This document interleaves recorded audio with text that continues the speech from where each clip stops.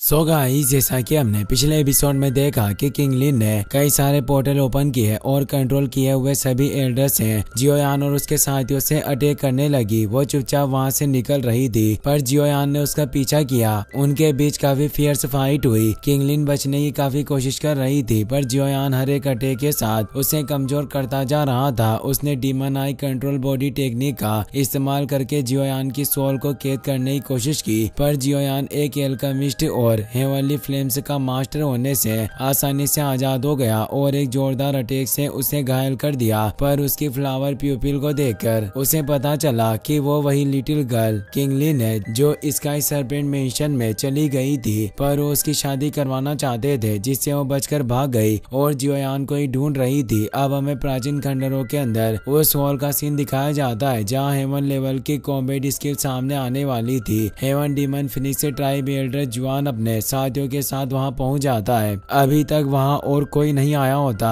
Venerate लेबी silver moon wolf और अर्थ tiger tribe leader के साथ आ जाता है। वो सिचुएशन को देखकर कहता है कि शायद मैं यहाँ जल्दी आ गया। उन हेवन कॉम्बैट स्किल पर लगी हुई सील अभी पूरी तरीके से अनलॉक नहीं हुई। उन कॉम्बैट स्किल को बाहर आने में अभी भी थोड़ा वक्त लगेगा। Ice river valley leader Bing है भी वहाँ चुका था और अब burning flame valley leader Teng Jen अपनी डॉटर और बाकी साथियों के साथ वहां जाते हैं। साथ ही उस जगह पर प्रोफाउंड जुआन सेक्ट मास्टर चेन तियान भी अपने साथियों के साथ मौजूद था। टेंग वो अपने डेड से कहती है कि मैं ब्रदर जियोयान को कहीं भी देख नहीं पा रही हूँ, वो अभी तक यहाँ क्यों नहीं आया। टेंग जेन कहते हैं कि तुम उसकी चिंता मत करो, जियोयान की ताकत के साथ वो बिल्कुल ठीक होगा। वो अपने साथ 4 फाइट वेनरेट को लिए घूम रहा है, आखिर उसका कौन क्या बिगाड़ सकता है। वहीं हम जियोयान को देखते हैं, वो किंग लिन की नब्ज को चेक करता है जिससे उसे पता चलता है कि उसकी बॉडी में काफी पावरफुल पॉइजन है। वो उसे कहता है कि आखिर ये किस तरह का जहर है जो काफी ज्यादा ठंडा और डरावना है। वो बताती है कि यह 9 नेदर अर्थ सरपेंट क्लेन का इंपियल करप्शन हार्ट पॉइजन है जो इस दुनिया के सबसे घातक जहर में से एक है। इसे लाइलाज कहा जाता है, यानी एक बार इससे ग्रसित होने के बाद इलाज करना नामुमकिन सा हो जाता है। जियोयान पूछता है कि तुमने इन साथियों को कैसे उकसाया जो ये तुम्हारी मौत चाहते थे और उन्होंने तुम्हारे अंदर पॉइजन छोड़ दिया। किंगलिन कहती है कि उन्होंने ही पहले मुझे तंग किया था। जब मैं इस बिस्ट रीजन में तुम्हें ढूंढने के लिए आई थी, मैं उस वक्त केवल triple Z green snake flower pupils का इस्तेमाल करके ही फाइट कर रही थी, जिससे मैं सब कुछ normal snake type magical beast को कंट्रोल करने लगी ताकि मैं सेंट्रल प्लेन में अपना बचाव कर सकूं। पर अचानक मेरा सामना नेदर अर्थ सरपेंट क्लेन के एक फाइट वेनरेट क्लास एल्डर से हुआ जिसने मेरे इस ट्रिपल जेड फ्लावर प्यूपिल टेक्निक को पहचान लिया। उसके मन में मेरी टेक्निक को छीनने का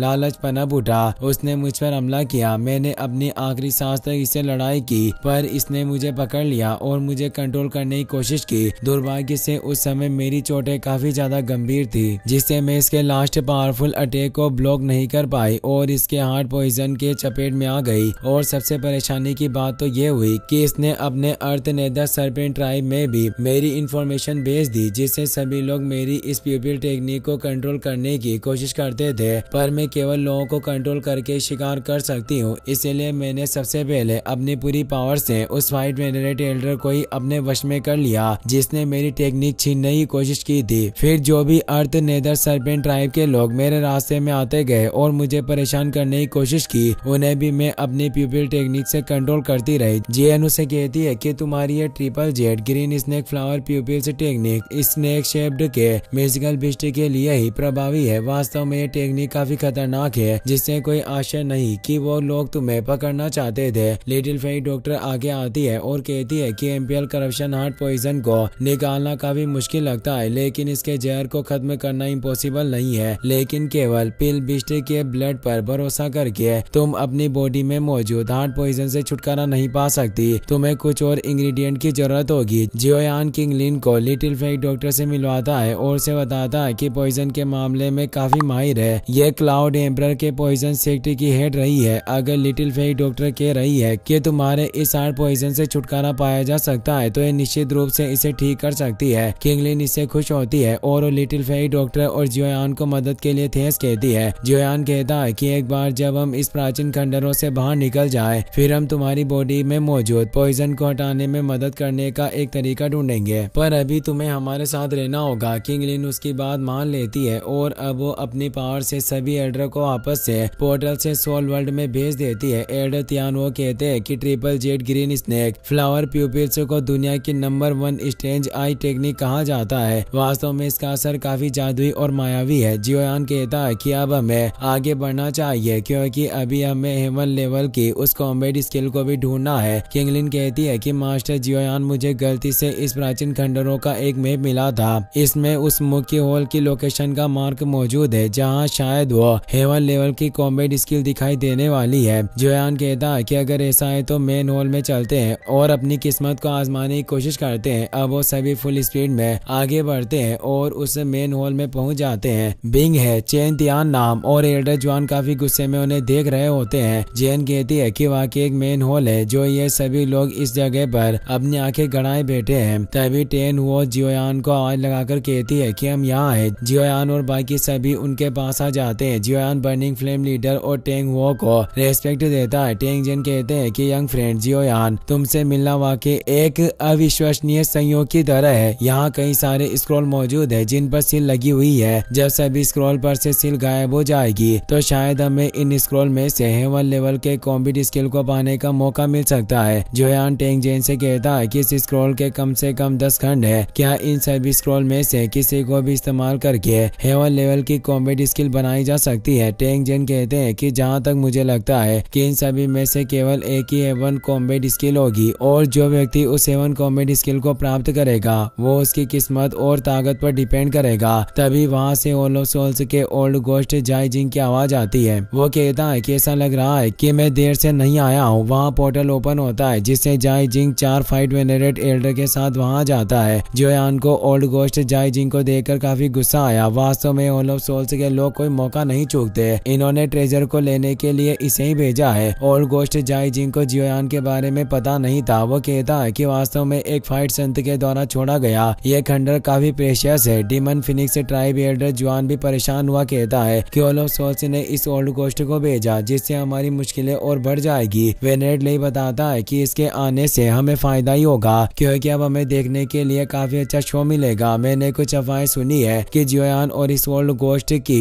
लड़ाई हुई थी जिसमें इस जियोयान ने ओल्ड गोस्ट जाई जिंग के एक हाथ को तोड़ दिया। एल्डर जुआन, फेंग किंगर और जियो फेंग चौंक जाते हैं। फेंग किंगर कहती है कि आखिर कैसे मुमकिन हो सकता है? जियोयान की पावर सिर्फ 1 स्टार फाइट वेनरेट रियल्म में है और ये जाई जिंग 5 स्टार फाइट वेनरेट है, इसीलिए किसी भी हद से जियोयान इतना मजबूत नहीं होना चाहिए। एल्डर जुआन कहता है कि वाकई बातें सच लग रही है क्योंकि उन्हें जाई जिंग का एक नकली हाथ दिखाई दे रहा था। वो कहते हैं कि वास्तव में मैंने इस जियोयान को काफी कम आंका, पर इस ओल्ड गोस्ट और जियोयान के बीच में पुरानी दुश्मनी है, इसीलिए हमारे पास इनको लड़ते हुए देखने का एक अच्छा शो होगा। जियोयान जैसे ही कमजोर होगा तो हम इससे ड्रैगन फिनिक्स ओरिजिन फ्रूट को हासिल कर लेंगे। जियोयान भी जाई जिंग के नकली हाथ को देख लेता है। वो कहता है कि ओल्ड फ्रीक, वाकई तुम्हारा हाथ काफी तेजी से ग्रो हुआ। ओल्ड गोस्ट जियोयान को देखकर काफी गुस्सा होता है। उसे तो लग रहा था कि उसके अटैक से जियोयान उस दिन मर गया होगा। मुझे उम्मीद नहीं थी कि तुम अभी भी जिंदा हो। जियोयान कहता है कि मैं तुम्हें दूर भेजने का इंतजार कर रहा हूँ। जहाँ तक मैं रास्ते के कांटे को साफ नहीं कर दूं मैं कैसे मर सकता हूँ? ओल्ड गोस्ट गुस्से से कहता है कि लिटिल ब्रेड, मैं निश्चित रूप से आज तुम्हारी जान ले लूंगा और वो अपने ओरा को एक्टिवेट कर लेता है। जियोयान भी आगे आता है और अपनी 3000 लोटस हार्ट फ्लेम को एक्टिवेट करके कहता है कि मैं देख रहा हूँ कि तुम अपना शायद दूसरा हाथ भी गंवाना चाहते हो और वो अपने ओरा को भी फैलाता है। टेंग जेन भी जियोयान के साथ है। वो भी अपने ओरा को स्प्रेड करते हैं। ये देखकर ओल्ड गोस्ट डर जाता है क्योंकि उसका सामना नहीं कर सकता था। तभी उस मेन हॉल के अंदर से तेज एनर्जी बाहर आने लगती है। सभी से चौंक जाते हैं क्योंकि अब सभी स्क्रॉल पर से सील गायब होने वाली थी जिसे सभी उन्हें हासिल करने के लिए बेकरार थे। ओल्ड गोस्ट जाई जिंग कहता है कि मैं अभी के लिए इस जियोयान पर ध्यान नहीं दूंगा। मुझे होल मास्टर के द्वारा दिए गए अर्जेंट असेसमेंट को पार करना बहुत जरूरी है। वैसे भी इस जियोयान का साथ टेंग जेन दे रहा है जिसे मैं थोड़े समय तक इस लड़के से नहीं निपट पाऊंगा।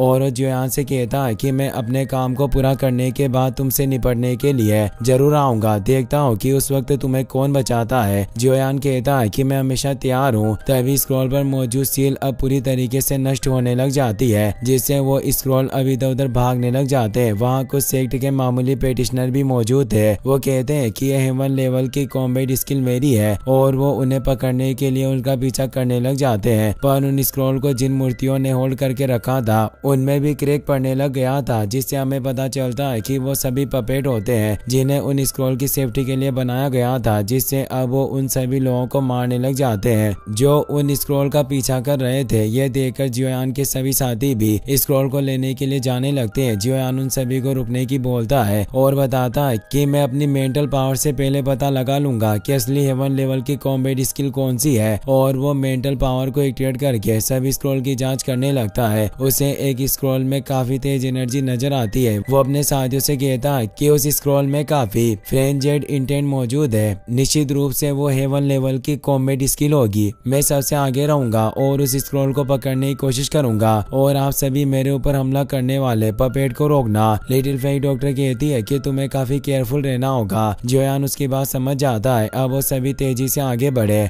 जियोयान 3000 लाइटनिंग मूवमेंट का इस्तेमाल करते हुए उस स्क्रॉल के पीछे बढ़ता है। एक पपेट उस पर अटैक करने बढ़ रहा था, पर जियोंग एक पावरफुल अटैक करके उस पपेट को दूर फेंक देता है और अब पीछे आने वाले दूसरे पपेट को तियान और लिटिल फेई डॉक्टर और उसके बाकी सभी साथी भी दूर फेंकने लग जाते हैं। किंग लिन भी अपने वेनरेट एल्डर की मदद से उन पपेट को दूर करने लगती है, पर उस स्क्रॉल के पीछे दूसरे सेक्ट के लोग भी होते हैं जिनका यंग मास्टर काफी गुस्सा हो जाता है। वो कहता है कि आखिर तुम हमारे स्क्रॉल को छूने की हिम्मत कैसे कर सकते हो, आज मैं इस बच्चे को मार कर रहूंगा। और जियोयान के ऊपर अपने साथियों के साथ एक तेज स्लेश से अटैक करता है। जियोयान 3000 लाइटनिंग मूवमेंट का इस्तेमाल करके उन अटैक से बच जाता है, पर वो तीनों जियोयान के सामने आ चुके थे। जियोयान अपने रूलर से उनके अटैक को रोकते हुए उन्हें मारने लग जाता है। उनके बीच एक कॉम्बैट फाइट होने लग जाती है, पर जियोयान काफी फास्ट था, इसीलिए वो गॉड सील से अचानक उनके ऊपर अटैक कर देता है, जिसका वो सामना नहीं कर पाते और एक तेज दबाव के साथ घायल हो जाते हैं। जियोयान स्क्रॉल के काफी करीब पहुंच जाता है और उसे पकड़ने लगा, लेकिन तभी एक फाइट एंसेस्टर जो उस स्क्रॉल को हासिल करना चाहता था उसने जियोयान पर अटैक कर दिया। जियोयान उस अटैक से बच जाता है। वो पेटिशनर कहता है कि स्क्रॉल मेरा है, पर जियोयान बोलता है कि तुम्हें लगता है कि तुम अपनी पावर के साथ इसके लायक हो, और अपने रूलर को निकालकर उस पर 3000 लोटस हार्ट फ्लेम ड्रैगन के साथ अटैक करता है, जो उस पर काफी पावरफुल अटैक होता है और एक तेज ब्लास्ट के साथ वो खत्म हो जाता है। जियोयान अब तेजी से उस स्क्रॉल के पीछे वापस चला जाता है। वहीं हम चेन तियाननान को देखते हैं जो दूसरे लोगों के स्क्रॉल को छीन कर इकट्ठा कर रहा होता है। तभी उसकी नजर जियोयान पर पड़ती है। उसे काफी गुस्सा आता है। वो उससे अपने बेटे की मौत का बदला लेना चाहता है। जियोयान उस स्क्रॉल के करीब पहुंच नहीं पा रहा था, इसीलिए वो अपने वैक्यूम पाम मूव का इस्तेमाल करता है, जिससे वो स्क्रॉल को